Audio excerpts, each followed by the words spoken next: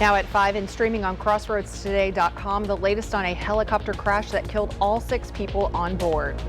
Plus, a stop to air up her tires turned into a fight for survival in broad daylight for a Houston area woman.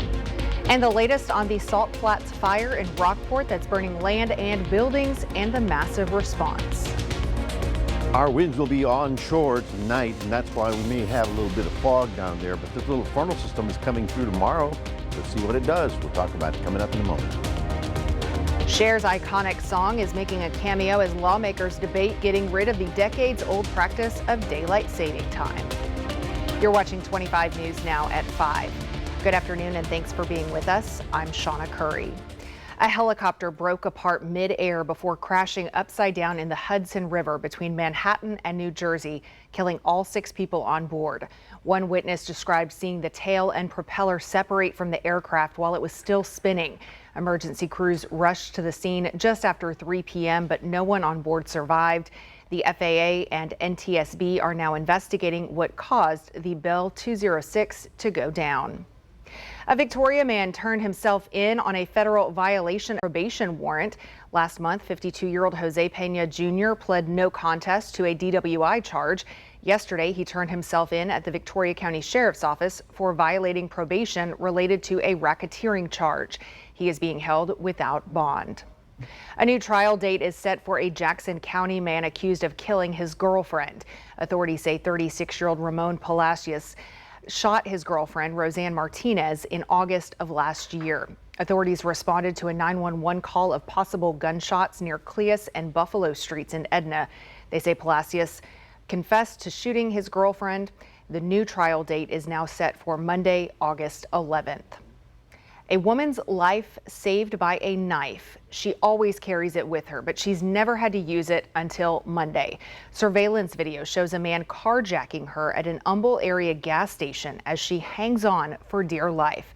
She spoke with Luke Jones about those heart-pounding moments. A woman we're identifying only as Robin, left clinging to her SUV, forced to fight off a would-be carjacker during a trip to put air in her tires. I was in fear for my life. She'd stopped at this gas station on Kenswick Drive Monday afternoon.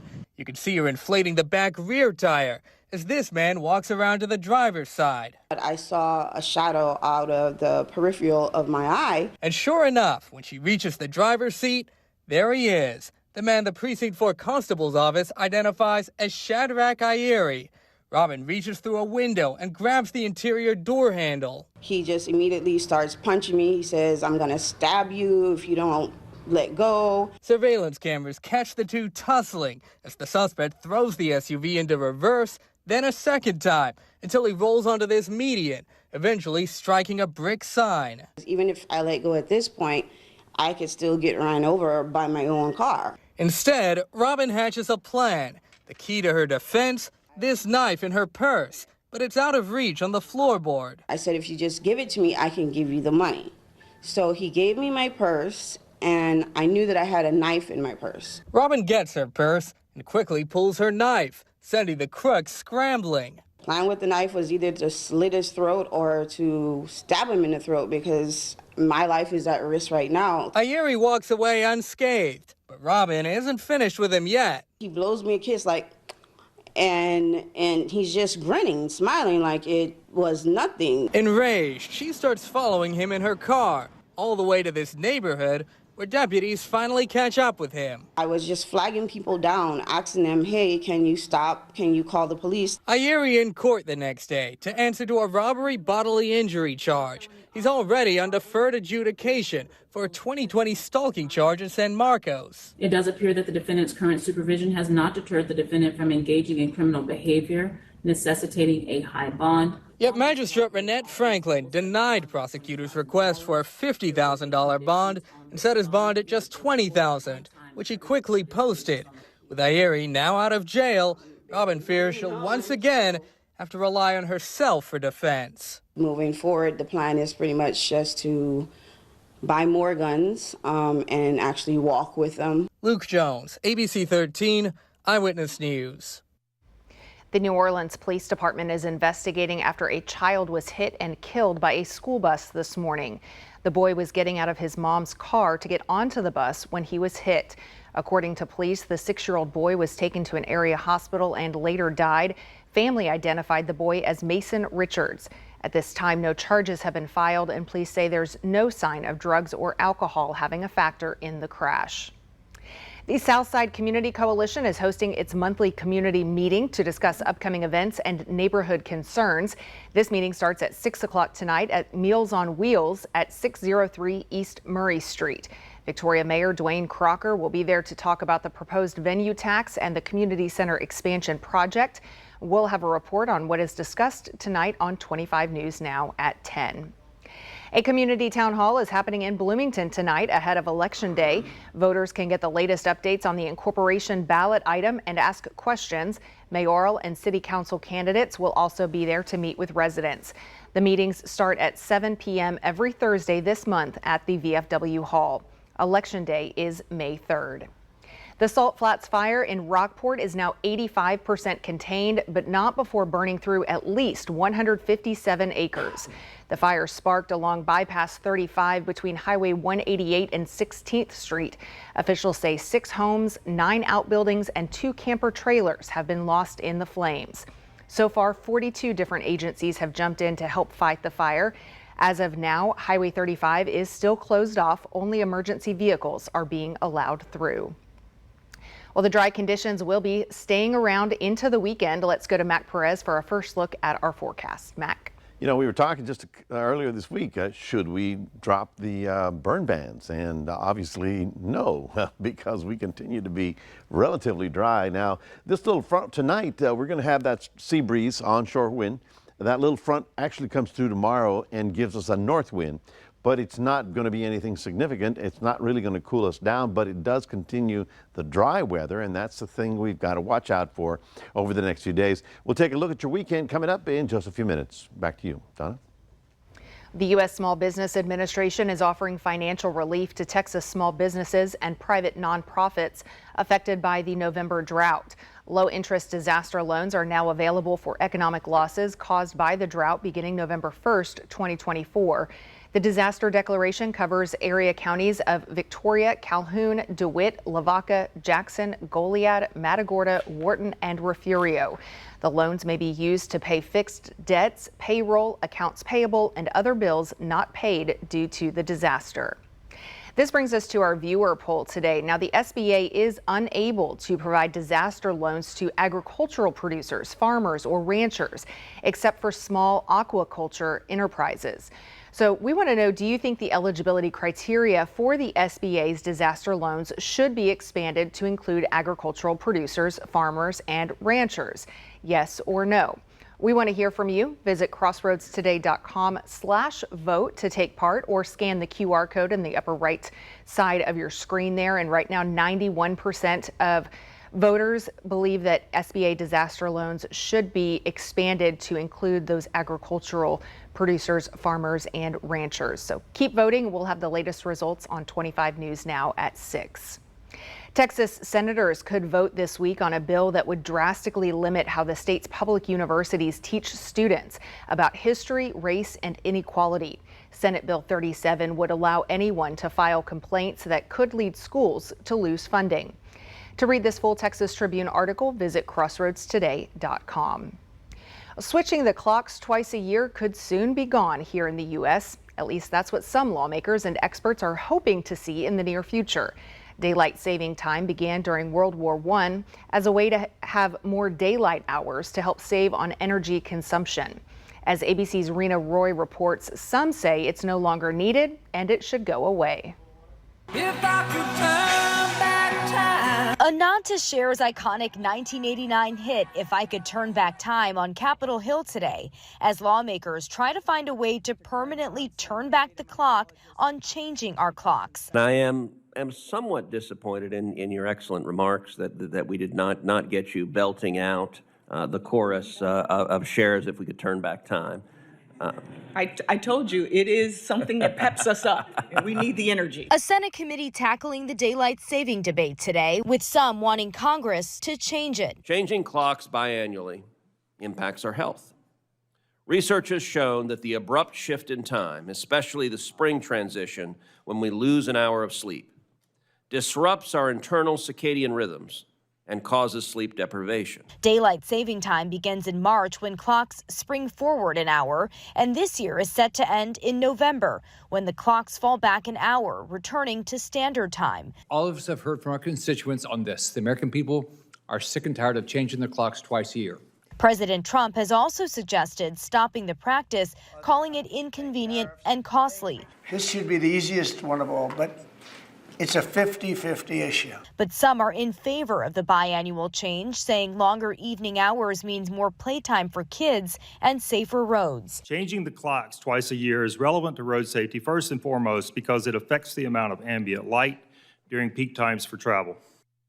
Now, back in 2022, the Senate unanimously approved the Sunshine Protection Act, which would have made daylight saving time permanent across the U.S., but the legislation was never brought to a vote in the House. Rena Roy, ABC News, New York.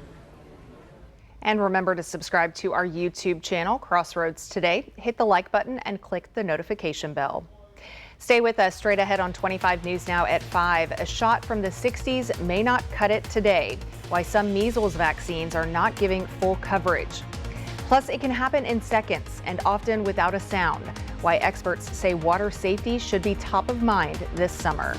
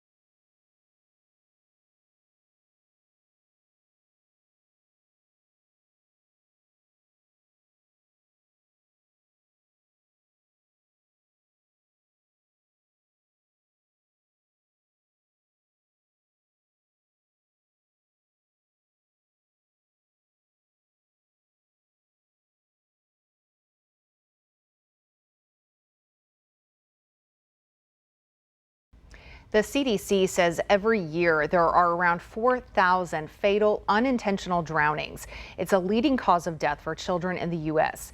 But health experts say these tragedies can be prevented. In today's Health Minute, Mandy Gaither talks to a pediatric emergency medicine doctor about how to keep kids safe in the water. It can happen in an instant. Experts say drownings are often quick and silent without even a single splash. As a pediatric ER doctor, we see drownings come in very frequently during the summer and when swim season starts. That's why Dr. Sarah Lazarus with Children's Healthcare of Atlanta says it's so important to make water safety a priority. Whether children or teens are swimming in a pool or at a beach, drowning is preventable. Every time I hear it happens so quickly. A parent may just turn their back, and when they turn around, their child is underwater. Lazarus says if your child can't swim 2 lengths of the pool without assistance, parents should be within arm's reach of the child at all times. Once the child is a competent swimmer and can go to pool lengths without stopping, parents can graduate to eyes reach supervision, always keeping an eye on the child in the water. She says it's also important to avoid distractions and to make sure there's a 4-sided self-latching fence around any pool you visit. A Coast Guard approved life jacket should also be worn, especially in open water.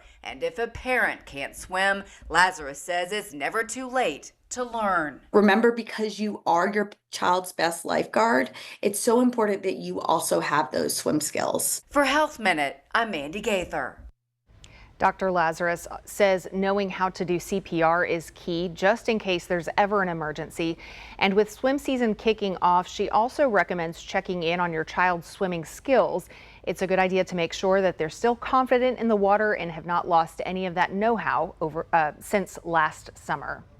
Well, Fisher-Price has recalled 250,000 stroller toys due to a choking risk. The recall is for the Brunch and Go stroller toy. The toy features a plush avocado toast with 3 smaller toys hanging off, a mirror tomato, a crinkle bacon, and an egg teether. The issue is specifically with the egg teether attachment. Fisher-Price has received 5 reports of the yolk of the egg cracking and breaking off. In 2 of the reports, an infant had pieces of the egg toy in their mouth. No injuries have been reported. Fisher-Price says if you have this toy, you should stop using it immediately and contact them for a free replacement. As measles cases spread nationwide, there is now concern that some people born in the late 1960s may not have full immunity from the measles, even if they received the MMR vaccination. People with both doses of the MMR vaccine have about a 97% immunity to the measles. But if you were born between 1963 and 1967, your measles vaccine may not be up to par because the vaccine was based on something called a killed virus, which was rendered inactive. They do have some immunity, so it's not like they're walking around, without any antibodies. We just know that the vaccine from the killed virus was not as effective. Because of this, people who received the killed vaccine are eligible for a booster shot from their physician. All vaccines in 1967 and after are based on the live virus, making the vaccine more effective. To be safe, contact your primary care physician with any questions about your booster eligibility. We're on a roll with some beautiful weather. We've got some little frontal system coming in for the weekend, but all you can see is we've got dry weather right on through. Right now we're at 84 degrees. Winds are picking up a little bit southeast at 18 miles an hour. Let's see if our high has come in. Yes, 84 was our high for today, and 56 was the low last night. The weekend is upon us. We'll talk about it and take a look at what happens for the next 7 days coming up after this.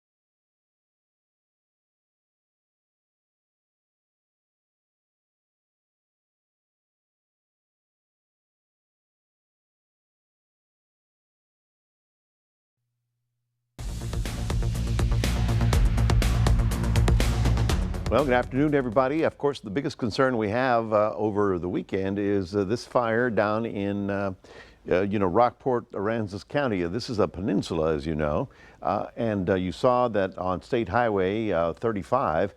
That's where the concern is, and as Shawna mentioned, traffic is actually being skirted around this area because a lot of the smoke is blowing up across the freeway or the roadway. And so if you can avoid that for travel, consider that over the weekend. Now, for us, that sea breeze is definitely in control and keeping us fairly good, but the only problem tonight in the Midwest is a big cluster of storms now rolling out of the Midwest and down into the southern states. You can see all those counties are under a severe thunderstorm watch, but that's pretty far away from us. We have that southeast wind. It'll be kicking up a little bit tonight and tomorrow morning, but then by afternoon, this little weak frontal system will drift through the area, and I believe it'll slow the winds and turn them around to the northwest for half a day, and then by the weekend it's all back to normal. So we've got some very quiet weather in store. This is the big storm that's spinning around and causing all that stormy weather out there. We do look at the west coast. There's a fairly large Pacific storm for this time of year with a lot of cold air. You can see by this sort of marble pattern. That front will actually make it to our area, but it's getting awful late in the season for them to have any kind of oomph in it, you know what I mean? 87 tomorrow's high temperature, then slightly cooler because of the slight front that comes through, but we'll stay in the 80s through the next 5 days. Humidities will be a little bit higher tonight, and that's why we're thinking that we may even have some fog developing by sunrise, so keep that in mind if you're going out early. Otherwise, if you're going out west, well, it's just arid dry. Look at that, Del Rio, 10% humidity. That is desert dry. We're taking a look at our future tracker the next 7 days, and they look pretty quiet. So we look forward into your Friday, and then in your Saturday, no stormy weather coming in our direction. We look forward to Sunday, and things are going to be continuing to return from the Gulf flow. Now, here's Monday. You can see some sort of cloud deck rolling across, basically tapping out in the Pacific and coming across our area. But in terms of any things that really mess up your week, I don't think it's going to be that kind of week. All right, so tomorrow looking good in Port Lavaca. All right, look at that. Sunny skies all day long. The winds will be turning around to the northeast. That will settle the wind down and give us a very low humidity kind of day and very agreeable. There you see the sunny skies expected in Cuero, with the wind also turning around to the northeast, but probably in the afternoon hours, and getting up to about 87. So it's not really going to cool us down much at all. So there's our little front for Friday. The weekend is looking good with the southeast winds kicking in. Monday, Tuesday is looking great. In fact, I don't see any rain on the horizon till after Easter, probably Easter Monday or Tuesday, and certainly we'll be watching that for you. That's your 7-day forecast, reminding everybody we do have a QR code. Love for you to scan that and put Crossroads Today on your phone. Here is Shawna. Well, still to come on 25 News Now at 5, trade wars may be coming for your cart. Amazon warns prices could be delivered with a hike.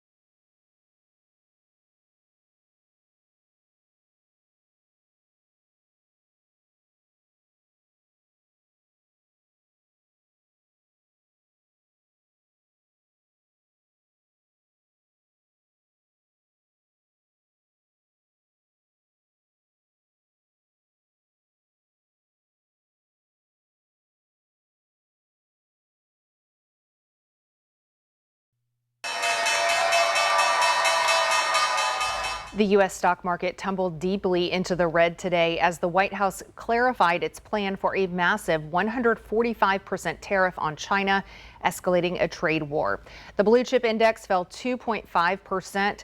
The S&P 500 dropped 3.46%, while the Nasdaq slid 4.31%. Oil is down $2.20 to $60.16 per barrel.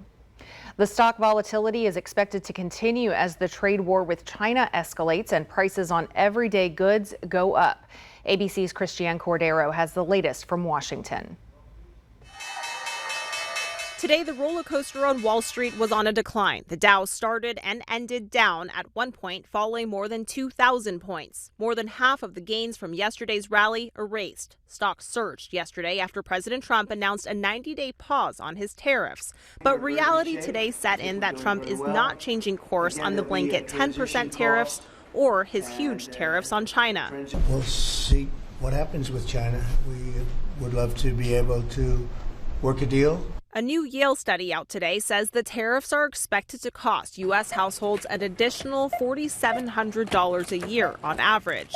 That's if the current rates hold. The trade war with China ballooning. New calculations today put the tariff total on Chinese goods coming into the U.S. at 145%. U.S. businesses and consumers end up paying that tax. China so far hasn't budged. Its latest punch today announcing a plan to reduce the number of American films allowed in China, the world's second largest film market. The administration says dozens of other countries are willing to negotiate new trade deals. People understand where we are, what we're going to do, but it could happen. It's called flexibility. You have to have certain flexibility. But even an encouraging inflation report couldn't lift the financial markets today. Led by cheaper gas prices, the Labor Department today said consumer prices rose just 2.4% last month, down from 2.8% in February. That's the lowest inflation figure since September. Consumer prices have actually dropped. There's very little inflation. The cost of groceries was up 0.5% as egg prices jumped to a new record average of $6.23 a dozen. Christiane Cordero, ABC News, Washington. Amazon's CEO says shoppers can likely expect some prices to rise due to the ongoing global trade war, saying the online retailer's network of third-party sellers will pass that cost on to consumers. On Wednesday, President Trump paused his latest round of tariffs for 90 days for all countries except China. Amazon's CEO says the company is doing everything it can to try and keep prices low for customers, including some strategic forward inventory buys. He said so far the company has not seen changes in customer behavior in a meaningful way. The U.S. Postal Service is trying to raise prices as well. The proposed rates include a 5-cent increase for first-class Forever stamps from 73 cents to 78 cents. The price to send domestic postcards would jump from 56 cents to 62 cents. Also, the cost to send metered letters and international letters and postcards would increase by 5 cents. If approved, the new prices will take effect July 13th. Well, stay with us. You don't want to miss this. It's a pony named Vegemite who's traded hay for horsepower. He arrived in a convertible with some top-down attitude. The trade war. Will an endgame come fast enough to protect American families, businesses, and the economy? Plus, the IRS resignations days before tax day. World News Tonight with David Muir is America's most watched newscast.